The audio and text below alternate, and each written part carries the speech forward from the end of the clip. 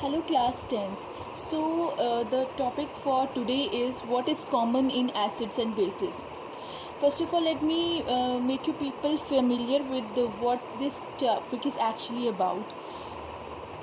So the thing is, actually the acids and bases, in the previous classes we used to study that acids are something or some substances which are sour in taste, bases are some substances which are bitter in taste. But if practically we'll think about it, so we are not able to we are not able to taste each and every acid and base. So there are synthetic acids, there are synthetic bases that cannot be tasted, but still how do they show that they have the acidic character or the basic character? Because if we are having a chemical that is properly labeled that this is an acid, then it is fine. But for example, you have got some transparent solution in a beaker, and then you have to find out whether the given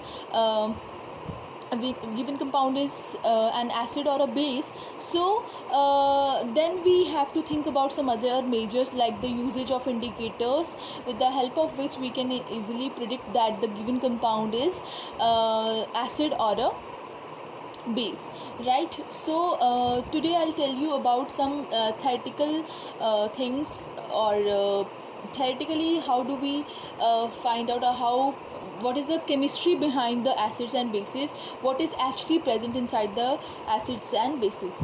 So when we talk about acids in class 10th only, you will get like you are getting familiar with this concept, because previously we used to study only those features, that is the about taste, about the litmus paper, about the reactivity with the litmus paper.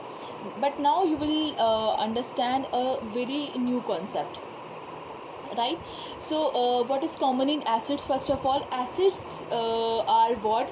Acids are something that release a hydrogen ion in the solution. For example acid ऐसे substances होंगे जैसे हमने जैसे उनको पानी में डाला तो उसी टाइम पे वो क्या रिलीज़ करेंगे? Hydrogen ion. Hydrogen ion I am saying, I am not saying H2 gas, I am saying hydrogen ion. This is hydrogen ion. Okay, so the solutions or the chemicals that are able to release this H positive whenever dissolved in water, so such kind of compounds or the chemicals are called as acids. On the other hand, what are bases? Bases are something or the chemicals which release this OH negative, that is hydroxide ion in the solution whenever they are poured into the water. For example, अगर base वो होगा कि जिसको हमने जैसे ही water में डाला तो what they are going to release, they will release these hydroxide ions. So अब से जो केमिस्ट्री आप पढ़ोगे तो एसिडिक एंड बेसिक बिहेवियर जो है वो हम स्टडी करते हैं with respect to the release of H positive and OH negative ions, right? So this is the main thing, or main definition of acids and bases. Okay, now for example, just to show one example, for example, if I'll say HCl, ठीक है, whenever it will be dissolved in water, so it will be releasing H positive and Cl negative ion. Since it is releasing H positive, so this is an acid. Similarly, H2SO4, whenever H2SO4 will be poured in water, I'll write water over here, ठीक है, इसको पानी में डालेंगे तो what it is going to release? H positive plus SO4 2 negative, here 2 to balance the equation, ठीक है. तो यहाँ पे भी actually it is releasing hydrogen ion, so again it is an acid. Now let us come to the base. Base की बात करें तो हमारे पास है NaOH. तो NaOH को अगर हम वाटर में पोर करते हैं, it is going to release Na positive plus OH negative, यहाँ पे हाइड्रोक्साइड, तो that means sodium hydroxide is a base. Similarly magnesium hydroxide, इसको वाटर में डालेंगे तो what it is going to release? It will release Mg2 positive plus twice OH negative to balance the equation. So it will release this hydroxide ion again. So that means it is also a base. So this is how we are able to understand that whether the given chemical is an acid or a base, right? Now there is a category of acids and bases again. What is that? Strong acids and weak acids. ठीक है, acids को हम further categorise करते हैं into strong acids and weak acids. ठीक है, क्यों strong acids and क्यों weak acids? It depends upon their ability of or the extent of dissociation. Dissociation means whenever, जैसे हमने बोल दिया एसिड वो हैं जो H पॉजिटिव रिलीज़ कर रहे हैं और बेस वो हैं जो OH नेगेटिव रिलीज़ कर रहे हैं. लेकिन हम कैसे बोलेंगे कि जो गिवन एसिड है वो एक स्ट्रॉन्ग एसिड है या वो वीक एसिड है?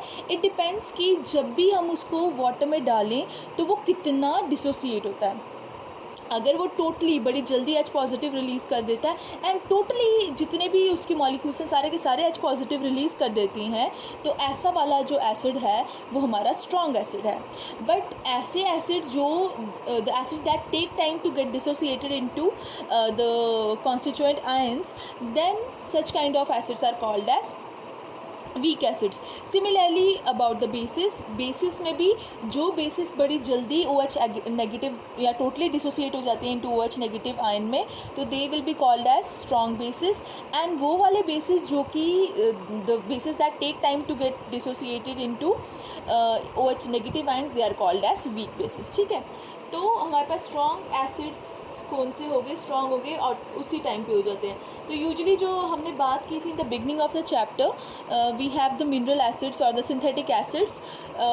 जैसे HCl हो गया, so this HCl, HNO3, H2SO4, ये सारे हमारे स्ट्रॉन्ग एसिड्स हैं.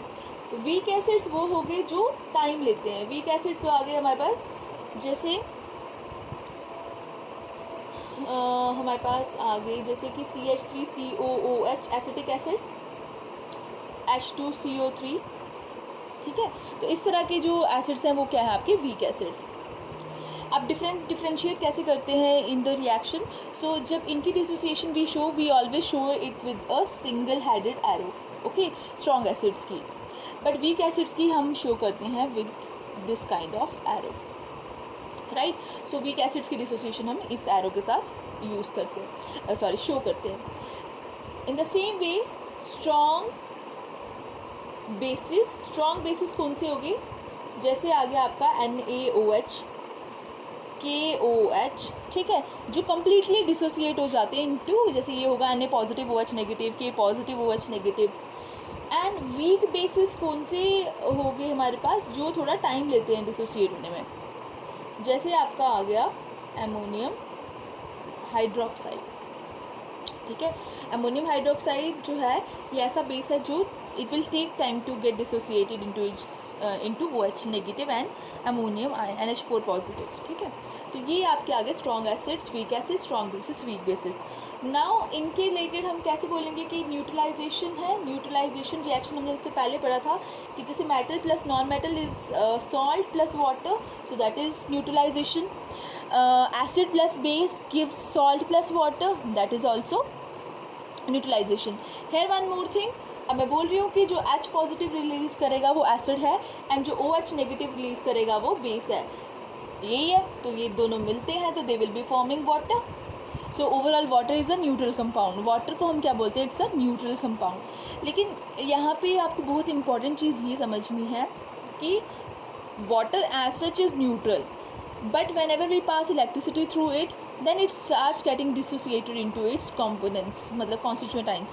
या फिर वाटर के साथ हम किसी और को मिलाते हैं, किसी और एसिड को या किसी बेस को, तब भी वाटर जो है वो न्यूट्रल नहीं रहता. then it start dissociating. so water as such is neutral, but under some conditions, under some external resources, in the presence of some external resources, it starts getting dissociated into H positive and OH negative. so that is why water जो है as such neutral है, लेकिन किसी और compound की presence में it can dissociate also. ठीक है, ये समझ आ गया?